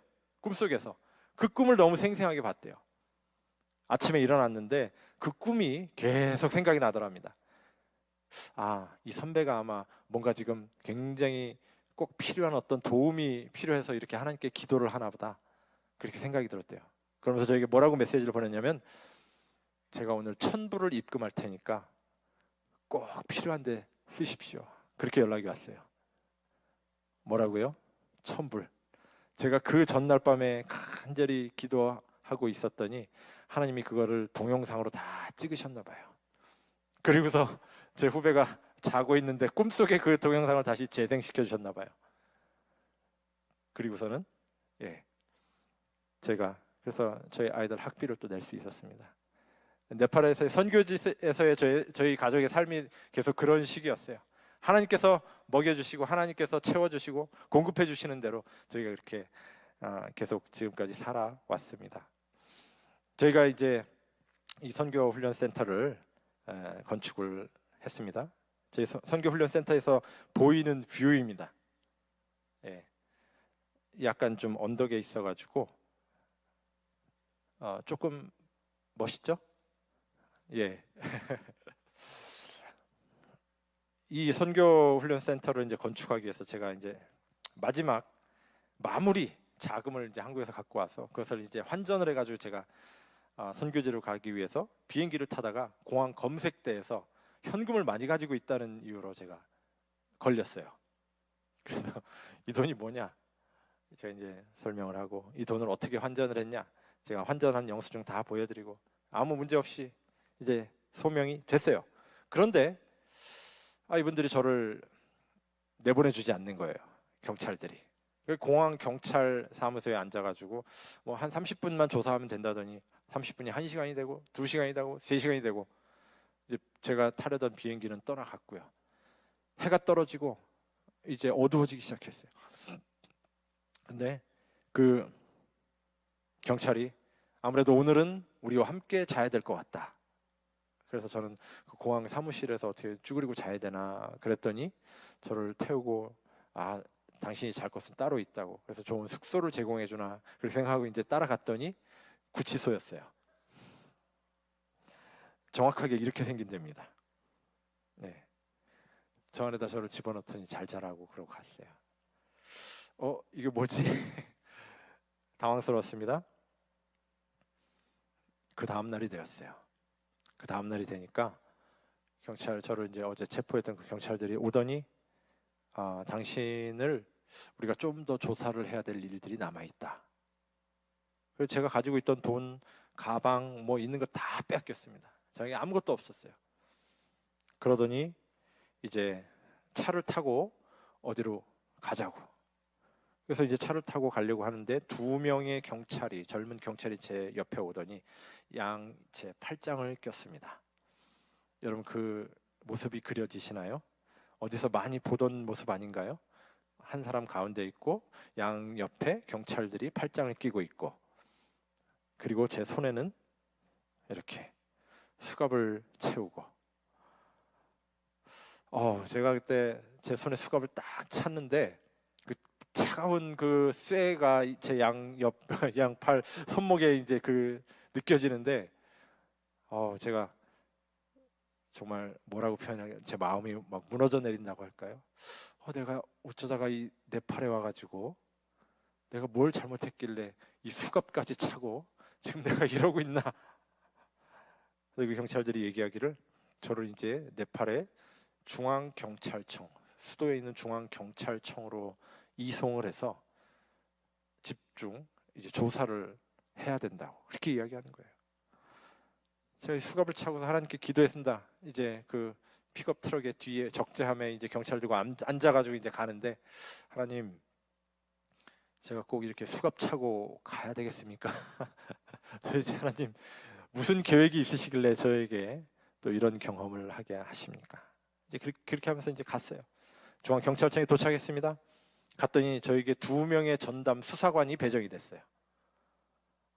제가 굉장히 중범죄를 저지른 사람처럼 이제 거기서 저를 취급하기 시작했어요. 제가 나중에 안 사실인데요. 그분들이 저를 통해서 발견하고 싶어 했던 건 제가 선교사인지 아닌지를 이분들이 알고 싶어 한 것이었어요. 왜냐하면 네팔에 한국 교민이 800명 정도 있습니다. 근데 그 800명 중에 600명이 선교사와 그 가족들이에요. 대부분 다 사업 비자를 가지고 있습니다. 저도 그때 사업 비자를 갖고 있었거든요. 그러니까 사업 비자를 가지고 선교하는 사람들이죠. 근데 이 경찰이나 고위직 공무원들이나 이 정치가들은 크리스찬들을 굉장히 싫어해요. 왜냐하면 힌두교 그 시스템이 계속 유지가 돼야 이 기득권층이 계속 자기네들의 그 기득권을 유지할 수가 있는데 자꾸 크리스찬들이 와가지고 선교하면서 하나님 앞에서는 모든 사람이 다 평등합니다 막 이런 얘기 하니까 아주 눈에 가시인 거예요. 그래서 어떻게 해서 이제 선교사들은 색출해서 추방시키는 게 이 사람들의 이제 목적인데 바로 그런 목적을 가지고 이제 저를 중앙경찰청으로 이송하고 집중 조사를 이제 시작한 것입니다. 첫날 조사를 시작했어요. 저 조사 시작하기 전에 제가 이제 그 메모해놨던, 물론 휴대폰도 이제 뺏겼고요, 메모해놨던 전화번호를 저와 함께 일하는 그 우리 네팔 부목사님에게 6, 7개 줬습니다. 이 사람들이 나보고 어려움을 당할 때 연락하라고 했던 사람들이니까 이 사람들한테 전화 다 해보라고. 혹시 그 사람들 중에 우리를 도와줄 수 있는 사람이 있을지 모르니까. 그렇게 이제 줬어요. 한 1시간쯤 지났을까? 전화하고 이제 왔습니다. 저도 이제 조사받고 잠깐 쉬는 시간에 나왔어요. 만났습니다. 어떻게 됐냐? 그랬더니 대답이, 어떤 사람은 내가 지금 카트만두에서 멀리 지방에 나와 있어갖고 내가 어떻게 도와줄 방법이 없다. 어떤 사람은 해외에서 손님이 오셔가지고 내가 그 손님들하고 같이 있어서 도와줄 수가 없다. 어떤 사람은 내가 지금 바쁜 일이 있어서 뭐 회의에 참석하고 있다. 전부 다 동일한 대답인데 도와줄 수 없다는 것이었어요. 제가 그 순간 회개했습니다. 제가 어제 오늘 아까 읽은 말씀이 뭐였죠? 어려운 일에 직면하게 될 때에 사람에게 도움을 구하지 말고 누구에게 도움을 구하라고요? 하나님께.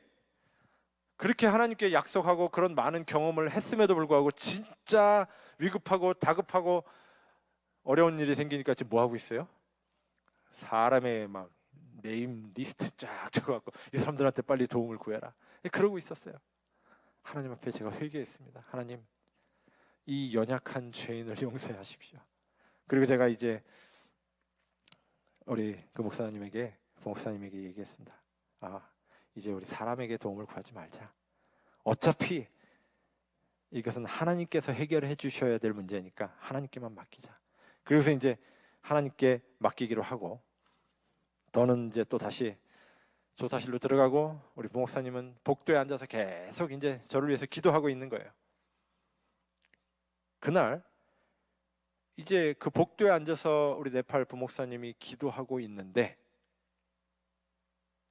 어떤 한 여자분이 찾아왔어요.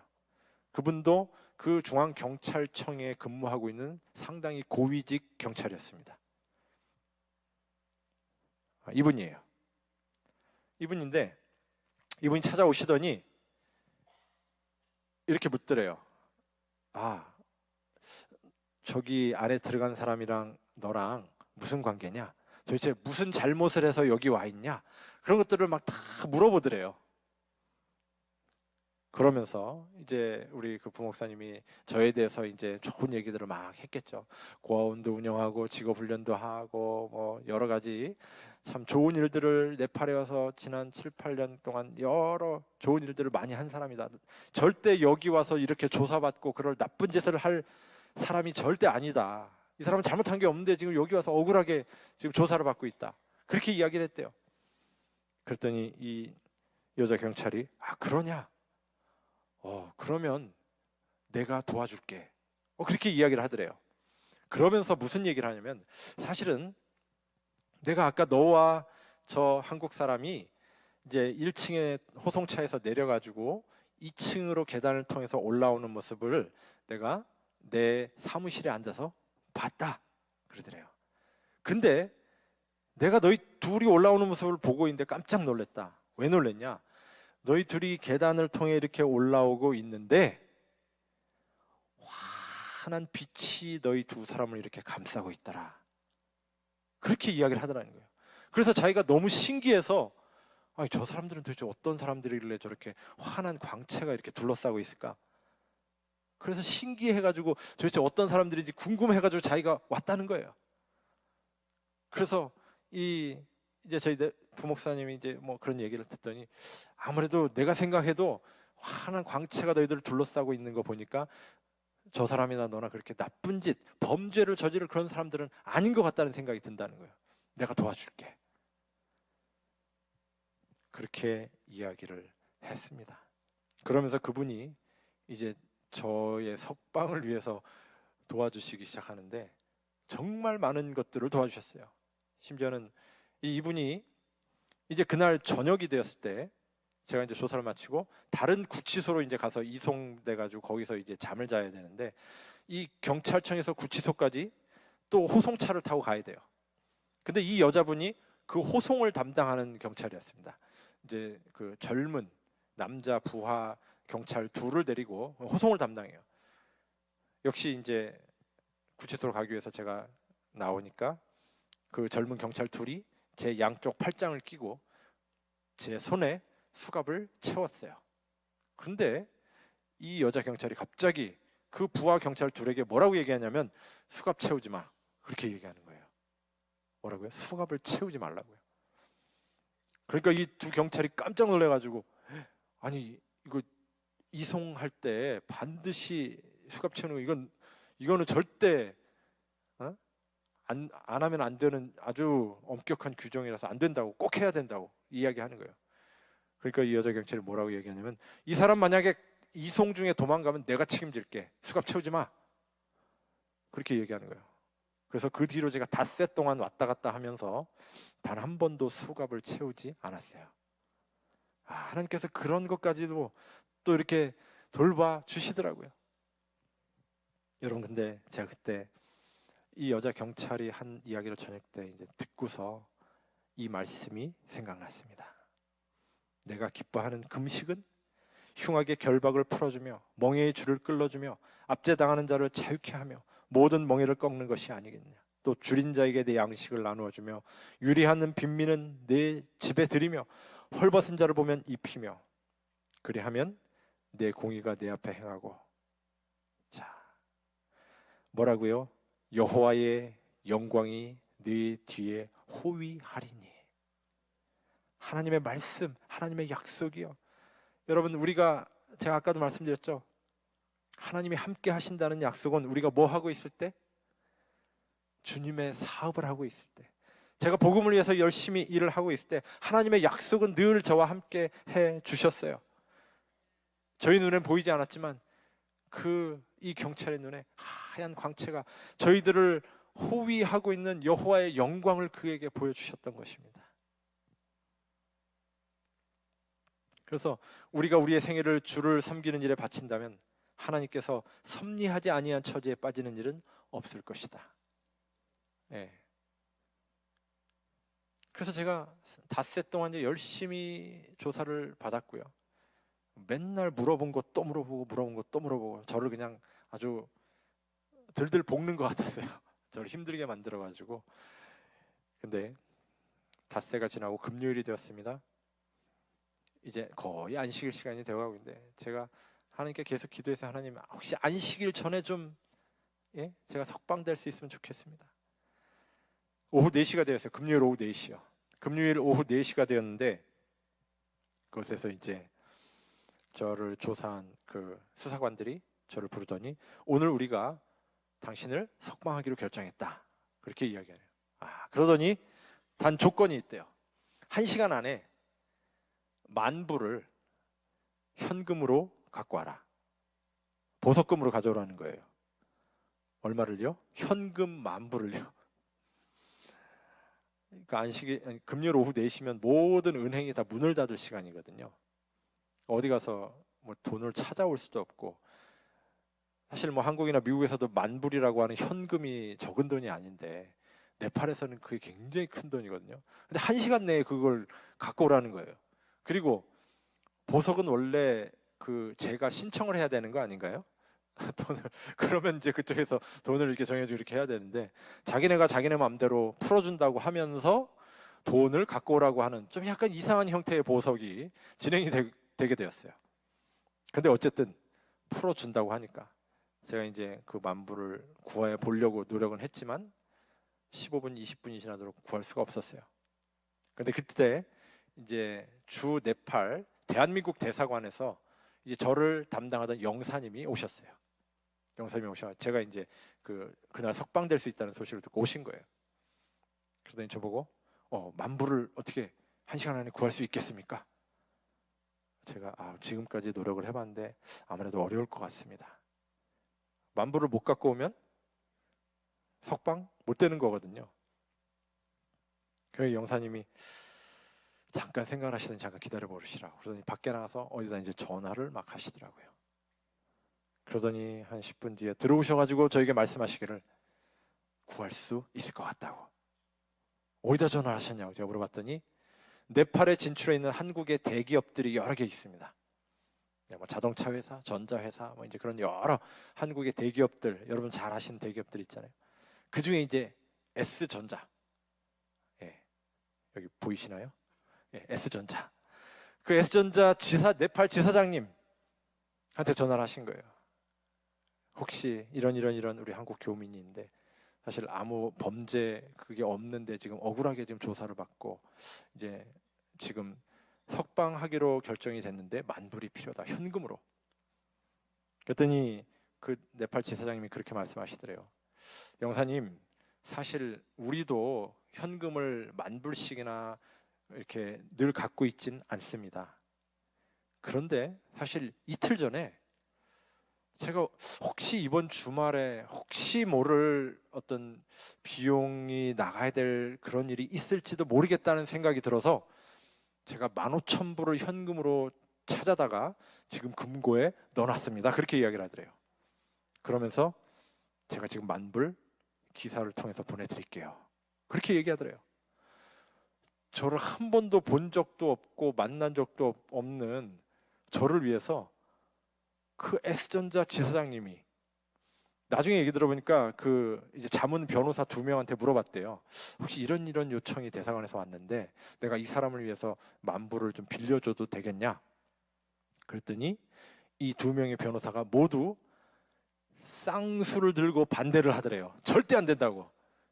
지금 그 사람이 무슨 범죄를 저질렀는지 우리는 알지도 못하는데 만약이라도 그 사람이 진짜 범죄를 저지른 사람이었다 그러면, 예?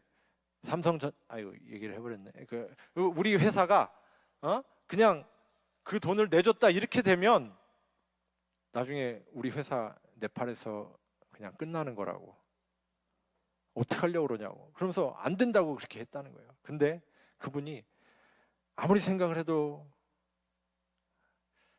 제가 이제 카톡을 연결을 뭐 그때 어떻게 이제 했었었다고 그러는데 뭐 저를 이제 카톡을 연결을 했었었나 봐요. 그 이제 다른 분이 자꾸 이 사람을 도와줘야 되겠다는 생각이 들더래요. 그래가지고 그냥 10,000불을 이제 보낸 거예요. 나중에 들었더니 이분이, 여러분 시말서라고 아시나요? 어르신들은 아시죠? 시말서. 시말서 쓰면 어떻게 되는지 아시죠? 뭐 잘못하면 예? 봉급이 삭감될 수도 있고, 이게 말하자면 징계 중에 하나예요. 본사에서 시말서를 쓰셨다고 그러더라고요. 저 10,000불 빌려주는 것 때문에. 근데 어쨌든 그 분이 빌려주셔가지고 제가 석방이 됐어요. 그날 석방이 됐는데, 석방이 되면서 이제 제가 뺏겼던 모든 뭐 가방이랑 뭐 다른 것들은 다 돌려주는데 돈과 휴대폰과 여권은 안 주더라고요. 그날. 그러면서 제가 휴대폰을 좀 주면 안 되겠냐 그랬더니 휴대폰은 제일 중요한 증거 자료이기 때문에 우리가 일주일 동안 정밀 감식을 할 거다. 그러니까 휴대폰은 지금 가져갈 생각하지 마라. 그러는 거예요. 근데 여러분, 휴대폰에 뭐가 있었냐면 제가 사진이 한 1,500장 정도 거기에 저장돼 있었어요. 근데 제가 네팔에서 무슨 사진을 찍었겠습니까, 여러분? 예? 뭐 놀러 다니는 사진, 뭐 꽃사진 찍었겠어요? 제가 찍은 사진은 전부 다 침례식 하는 사진, 설교하는 사진, 뭐 교회 헌당식 하는 사진, 막 다 누가 봐도 이거는 선교사가 하는 일을 뭐라고 증거가 될 수 있는 다 그런 사진이었어요. 그게 1,500장이 있었다고요, 그 안에. 그러니까 이 경찰들이 제 휴대폰 감식하면서 제 휴대폰에 있는 사진첩을 보면 뭐 이거는 뭐 다른 증거는 뭐 찾아볼 필요도 없이 저는 100% 선교사라는 증거물이 이제 그 안에 있는 거예요. 제가 그때 저를 위해서 석방이 되면서도 마음이 굉장히 찜찜했어요. 그 휴대폰을 놓고 가야 되기 때문에. 그래서 일주일 정도 뒤에 이제 연락하겠다 그래서 제가 이제 석방이 됐지만 정말 마음이 너무나 이제 무거웠습니다. 하나님께 기도하면서 제가 저를 위해서 기도해 주셨던 분들한테 다 연락을 드리면서 다시 기도 요청을 했어요. 이 조사관들이 제 휴대폰을 일주일 동안 정밀 감식을 한다고 하는데, 이분들이 제 휴대폰에서 제 사진을 볼 수 없도록 하나님께서, 천사가 그들의 눈을 좀 가리워 주셔서 이 휴대폰의 사진을 보지 못하도록 해달라고 기도해달라고 제가 그렇게 요청을 했어요. 그랬더니 여러분들께서 아주 저랑 친한 친구들이나 이런 사람들이, 야, 이런 기도 제목은 처음 본다. 뭐 누구의 눈을 가려가지고 사진을 못 보게 해달라고 이런 기도. 예, 그렇게 정말 기도를 저도 했고, 저를 위해서 기도하는 분들이, 많은 분들이 그렇게 기도를 했어요. 드디어 일주일이 지나다 저에게 연락이 왔습니다. 경찰서로 오라고. 갔습니다. 경찰서 그 계단을 이렇게 올라가는데 얼마나 제 심장이 막 뛰는지, 그 제 심장이 쿵쾅쿵쾅 뛰는 소리가 제 귀에 그냥 그 진동이 느껴질 정도로 심장이 쿵쾅쿵쾅 뛰었어요. 와, 오늘은 이제 그 수사관이 무슨 말을 하느냐에 따라, 만약에 그 제 거 다 보고 이제 그랬으면, 우리가 이런 증거 자료를 토대로 해서 당신을 구속하겠습니다. 당신을 이제 재판에 넘기겠습니다. 아니면 당신을 추방하겠습니다. 이제 그런 얘기들이 이제 뭔가 나올 수 있는 그런 상황이잖아요. 정말 쿵쾅쿵쾅 뛰는 심장을 가지고 이제 그 조사실에 들어갔어요. 2명의 저 전담 이제 수사관이 제 앞에 앉아 있었습니다. 한 사람이 일어나더니 캐비넷에 가서 제 여권과 제 휴대폰을 가지고 나왔어요. 정말 쿵쾅쿵쾅쿵쾅 막 심장이 계속 그렇게 뛰고 있었어요. 그때 그 젊은 경찰이 제 휴대폰과 여권을 제 앞으로 가져오더니 거의 집어던지듯이 제 앞에 떨어뜨려 놨습니다. 그리고서 하는 말이, 그 휴대폰은 다 한글로 돼 있어서 아무것도 안 봤다, 그렇게 이야기하는 거예요. 뭐라고요? 한글로 돼 있어서 아무것도 안 봤다는 거예요. 여러분, 이게 말이 됩니까? 제가 그 수사관들의 상관이었으면 이게 저희 징계감이에요. 이거. 휴대폰을 안 봤대요. 다 한글로 돼 있어서 휴대폰을 안 봤다는 거예요. 그러면서 가지고 가라고. 하나님께서 정말 그들의 눈을 가리워 주셨어요. 이건 정말 있을 수 없는 일입니다. 여러분, 휴대폰에서 사진 보는데 영어가 필요하세요? 한글이 필요하세요? 네팔어가 필요하십니까? 아무것도 필요 없어요. 그냥, 그리고 그 삼성 폰에 있는 그 갤러리는 다 똑같은 모양으로 되어 있어서 그냥 그거 딱 누르면 사진이 쫙 나옵니다. 제가 그 휴대폰 받아가지고 그거 딱 눌러봤더니 제일 첫 사진에 제가 침례식인가 뭐 하는 사진이 막 쫙 나와 있더라고요. 하나님께서 정말 그들의 눈을 가리워 주셨어요. 그리고 나서 제가 이 말씀을 또, 하나님, 도대체 제가 왜 지금 이 바쁜 시기에 한 달이나 제가 이 경찰에 매여가지고 아무것도 못하고 긴장하고 스트레스 받고 고생하면서 구치소에서 그냥 빈대인지 벼룩인지 물리면서 긁으면서 그 더러운 곳에서 제가 일주일 동안 있으면서 도대체 제가 왜 이런 일을 당해야 했습니까? 이 말씀을 제가 보여주셨어요. 우리가 우리의 생애를 주를 섬기는 일에 바친다면 하나님께서 섭리하지 아니한 처지에 빠지는 일은 없다. 그럼 도대체 무슨 섭리가 있길래 제가 거기에 들어갔어야 됩니까? 하나님께서 가르쳐 주셨습니다. 우리 아까 저를 도와줬던 그 여자 경찰이거든요. 이 경찰이 저와 함께 동역하는 그 부목사님과 함께 성경을 공부하기 시작했어요. 자기가 승진했다고 대통령에게 지금 승진 그 표창, 그 훈장 같은 걸 받는 그 사진을 찍어갖고 저에게 보냈습니다. 우리 부목사님과 누나 동생 하면서 지금 지내고 있어요. 성경도 공부하고 카트만두에 갈 때마다 또 만나고 이렇게 계속 교제를 이어가고 있습니다. 제가 얼마 전에도 한 2-3달 전에도 저랑 또 전화 통화하고 그렇게 같이 밥도 먹자 이렇게 약속도 하고 있습니다. 하나님께서 이 사람을 구원하시고자, 이 사람을 통해서 어떤 사람을 또 아마 구원하시고자 그런 계획이 있으셨던 것 같아요. 그래서 가만히 제가 지나고 나서 생각을 해보니까 그 과정 속에서 내가 걱정 하나도 안 해도 됐을 텐데 그랬구나 그런 생각을 제가 또 해보게 됐습니다. 지금 네팔에 이제 엊그저께 온 저에게 온 사진들입니다. 저희 네팔 전역에 흩어져 있는 우리 선교사들과 이제 교회를 맡고 있는 지도자들이 매주 이렇게 구역반 예배를 인도하면서 또 사진을 찍어갖고 저에게 보내줍니다. 이제 말하자면 선교 보고를 또 하죠. 또 성경책도 나눠주고 이렇게 구역반 예배도 드리고, 아까 보여드렸던 그 사무엘 목사님과 지본 사하 목사님 또 이렇게 교회들을 방문하면서 계속 사람들이 이제 실망하거나 낙담하지 않도록 또 이제 이렇게 해주고, 또 이제 진리를 받아들여가지고 이제 막 걸음마를 떼고 있는 개신교회 목사님들과 그런 교회들을 이 두 목사님께서 계속 순회 방문하시면서 그들을 격려하고 도와주고 계셔요. 이분들도 사실 개신교회에서 오신 지 뭐 1년도 안 되는 그런 분들이신데, 이 두 분이 뭐라고 간증을 하시냐면요, 제7일 안식을 예수재림교회가 가르치는 이 진리는 한 교단이 가지고 있는 교리가 아니라고, 네팔에 있는 모든 크리스찬들이 공부하고 들어야 될 성경의 진리다, 그렇게 말씀하셔요. 여러분 동의하십니까? 가장 정확한 그런 말이라고 저는 생각해요. 이분들이 저희가 그렇게 말도 안 했는데 이분들이 성경을 공부하더니 그렇게 말씀해요. 그래서 네팔 전체에 있는 우리 크리스찬 모든 목사님들에게 이 진리를 전하는 게 이 두 분의 목표라고. 그러면서 이 70대 중반의 두 어르신들이 정말 쉬지도 않고 때로는 밤 버스를 타고 12시간, 13시간씩을 이동하면서 네팔 전국을 다니면서 지금 복음을 전하기 위해서 저희를 돕고 계셔요.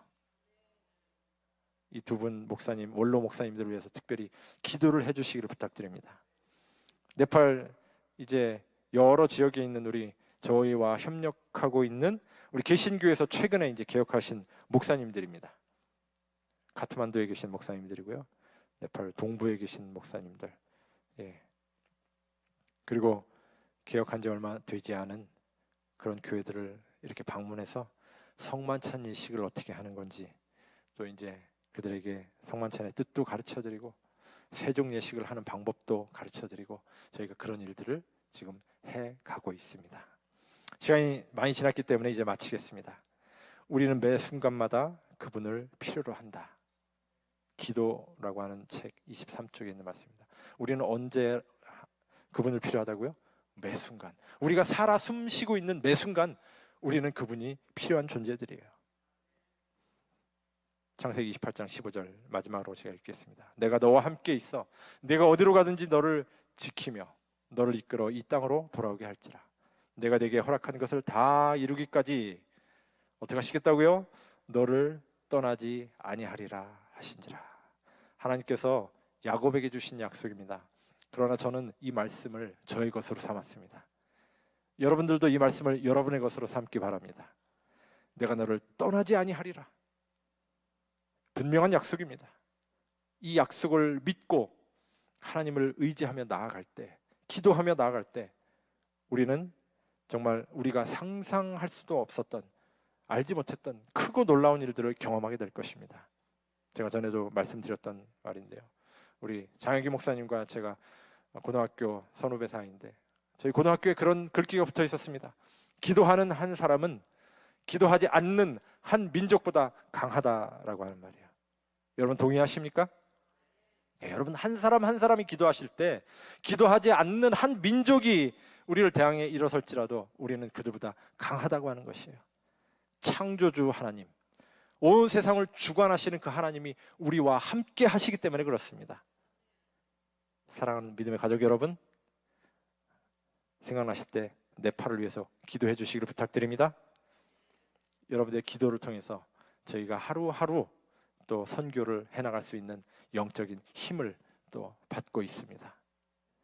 또 우리 여러 성도님들은 올 가을에 또 네팔에서 뵙기를 소망하고요. 이 제가 오늘 말씀드렸던 이 모든 일들이 저와 저의 선교지에서만 일어난 일들이 아니고요, 우리가 하나님의 일을 하고 있을 때, 그리고 하나님께서 함께 하실 때 여러분의 그리고 저의 삶에 계속 일어날 수 있는 일인 것입니다. 열심히 선교해서 우리 예수님 빨리 오시도록 선교할 수 있게 되기를 바라면서 오늘 말씀을 마치겠습니다. 감사합니다.